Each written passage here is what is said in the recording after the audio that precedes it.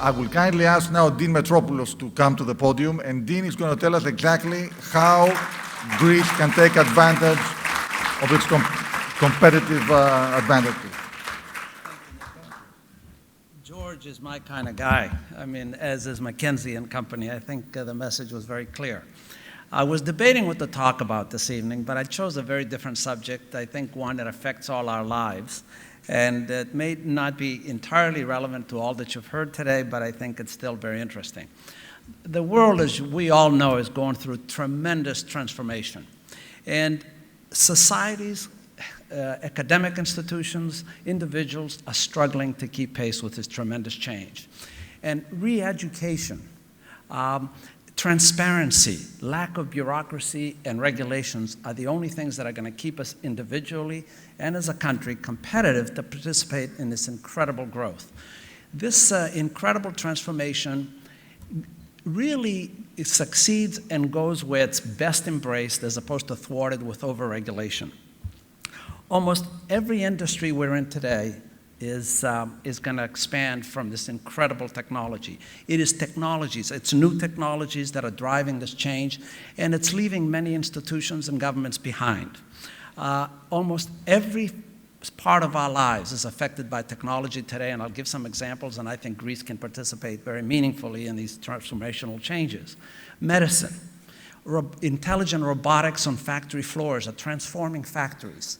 The environment is going to change dramatically because energy, solar, wind, wave energy is becoming far more efficient than ever in the past, and the whole discussion on coal, as we've been hearing so much about, is really going to be less and less meaningful within a very short period of time. Another incredible thing are these huge data banks in almost every part of our business and our industry. Logarithmic calculations that match all kinds of data and probabilities make almost every decision today, even including selecting stocks, and individual judgments are relied upon less and less. Huge past industries, if they don't transform, are going to be left behind. Wonderful new companies like Google, Alibaba, Apple, Amazon, Uber is transforming all our lives today in every corner of the world. Imagine a company like IBM that introduced technology to the 21st century just 70 years or so ago. It is struggling to redefine its future and become relevant in this incredible change that's coming.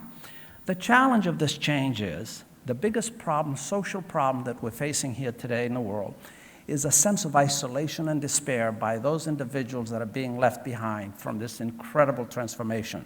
It's going to stay as a problem, and I think people are into drugs with it, and we see tremendous impact that affects a lot of humans, and it's a very, very sad thing to think about and to deal with.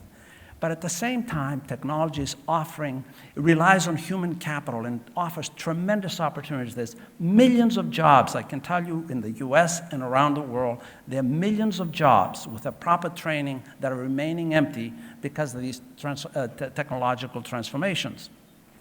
By the way, Nicholas, I get pretty passionate on some of these subjects, so let me know when my time is up, okay? Very good.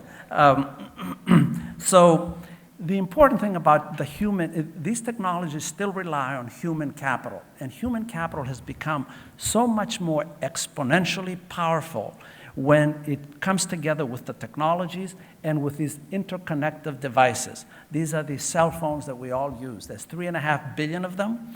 They're incredible pieces of equipment. Only 12 computers exist in 1972 that can do what one cell phone does today.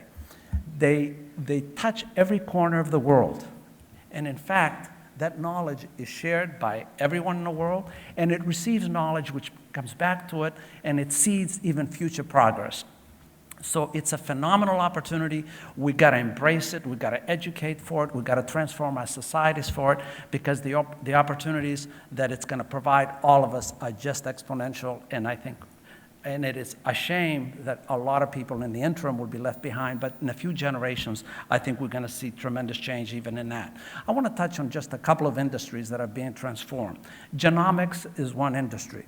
This incredible science assesses the DNA of each of our individual cells.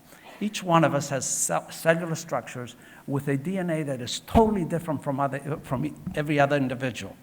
Genomics through genetic sequencing will enable us to do some wonderful things. It will enable us to understand and predict what possible illnesses we may become exposed to.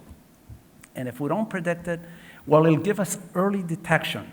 And even more important, if we should get ill, it'll be able, through logarithmic matching, be able to provide the right combination of drugs around the world that are available around the world to provide solutions to our illnesses. Just as an example, there are 28 medicines that effectively treat prostate cancer.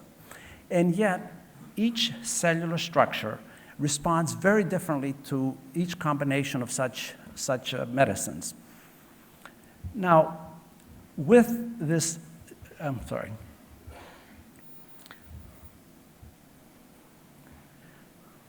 with this genetic sequencing, we are able to match our own individual cellular structures and the appropriate medicines, and within a very few years. And by the way, cancer deaths have come down incredibly, and we're going to see tremendous new progress even in all cancers, but in all illnesses. So genetic sequencing allows us all to be more predictable about our own cellular structure, be able to provide early detection and early solutions to everything we have. Within a very few years, we're going to take our cell phone and scan it in our bodies, and that cell phone is going to put in its bank the unique individual characteristics of our cells and be able to help us predict what we're vulnerable to in terms of potential illnesses. It will help us predict what if the high probability of an illness and early detection. It'll be an incredible thing for everyone to feel, to experience. Just to give you a wonderful other example, the CEO of two wonderful medical institutions in the US, the Cleveland Clinic and the Mayo Clinic, the CEO is a wonderful gentleman, and they are tremendous in open heart surgery and heart issues of all kinds. They have two field hospitals, one in Abu Dhabi and one in their main office is in Cleveland, but the one in Fort Lauderdale.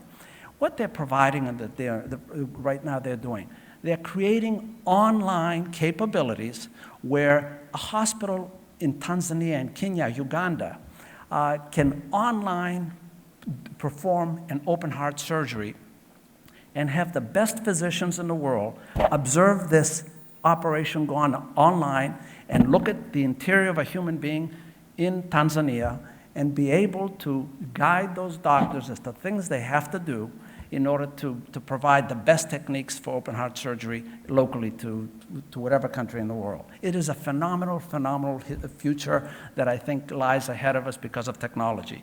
In other areas, environment.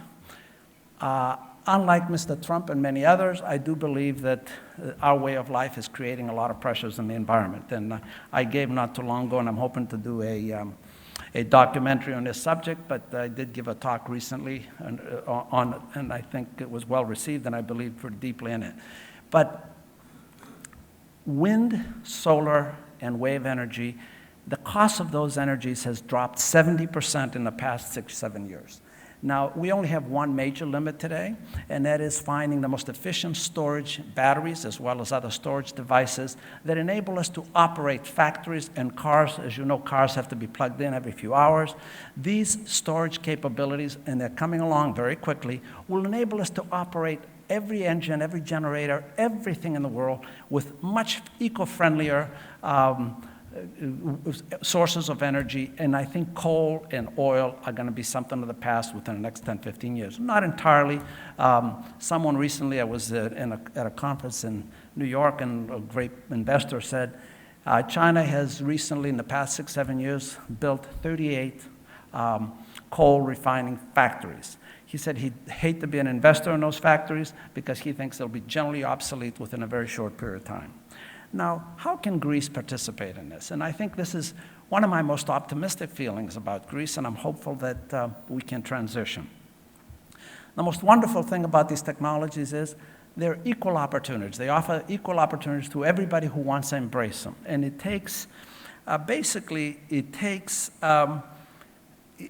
it takes us retraining and re-educating our communities, having our governments and our academic institutions transform themselves to become receptive and to invest in these type of ideas and education that I think will provide many, many future answers.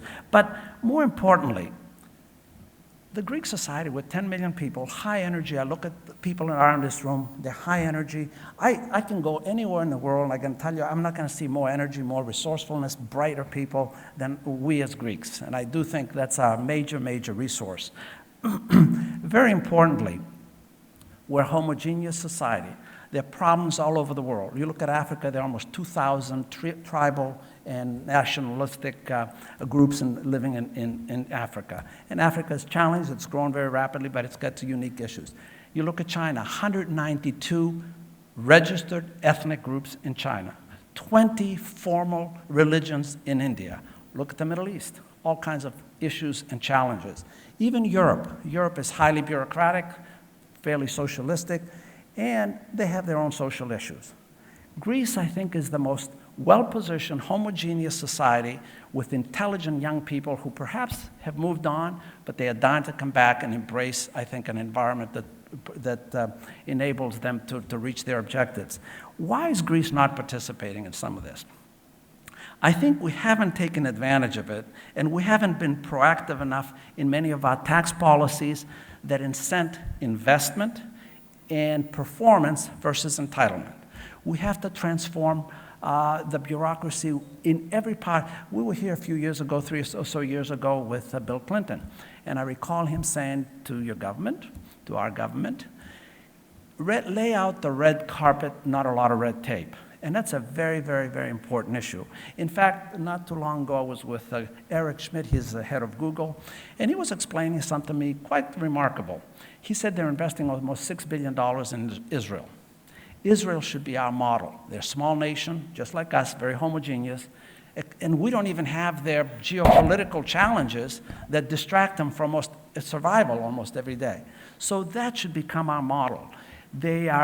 So according to Eric Schmidt, he struggles to see Europe and European universities and societies that he feels they're very bureaucratic. They don't invest as much in R&D in those, percentage-wise, in those communities. We see Asia. Asia invests tremendously in new technologies and growth in those new technologies. If we look at the US, I work closely with a gentleman named Mike Milken on medical research, and he fosters a lot of medical research across many universities. It's remarkable, about 35% are either Indian or Asian PhDs working with tremendous passion. Incredible, he and I were just talking about it very recently. They work 18 hours a day in these research and development labs to find new solutions, new technologies, and so forth. Asia's a huge investor in new technologies, and that's why they're going to be leading a lot of the future. Israel should be our model. I have asked, and I suggest again to our government, we should put a commission together. There's no doubt, I know we can get that done, to go and learn from Israel how they connect individuals, universities, and the government, and provide an environment that's highly, highly proactive and invites capital from around the world. I even heard a story, and my time is up, how they owed America a huge deficit payment.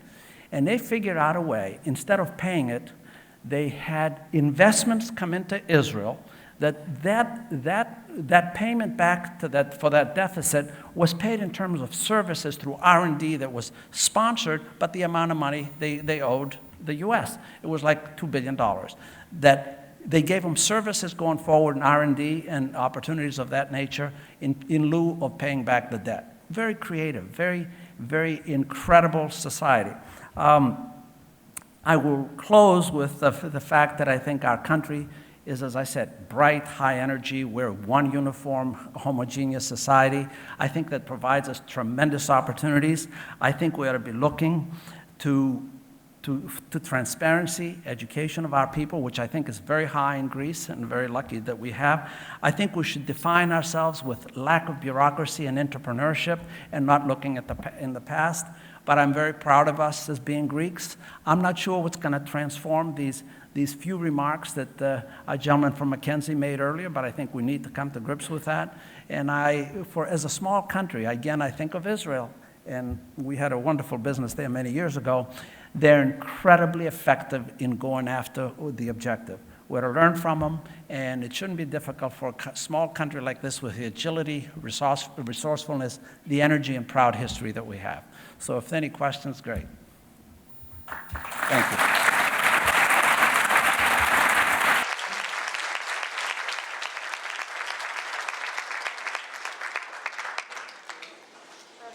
Well, Dean, thank you very much. It's frankly a privilege to be able to share Dean's experience, wisdom, and insights. So thank you very much for joining us today.